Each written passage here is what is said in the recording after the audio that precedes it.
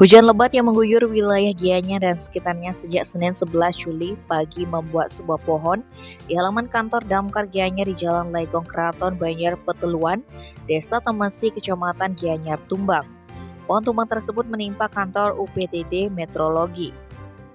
Naasnya salah satu personel BPBD Gianyar Madedira asal Payangan mengalami kecelakaan saat membersihkan potongan dahan pohon albizia tersebut.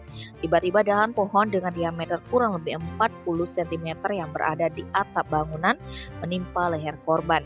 Yang bersangkutan langsung dilarikan ke IGD RSU Sanjiwani untuk mendapatkan penanganan medis.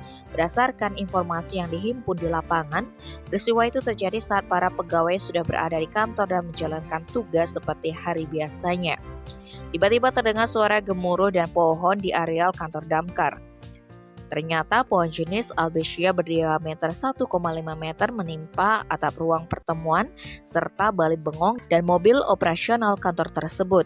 Kabid Kedaruratan dan Logistik BPBD Gianyar, Igusti Ngurah Dibyo Prasesta, mengatakan pihaknya menerjunkan tim reaksi cepat untuk menangani pohon tumbang tersebut. Tidak ada korban jiwa dalam peristiwa tersebut, hanya saja kerugian material diduga mencapai 100 juta rupiah. Tim Bali Express melaporkan.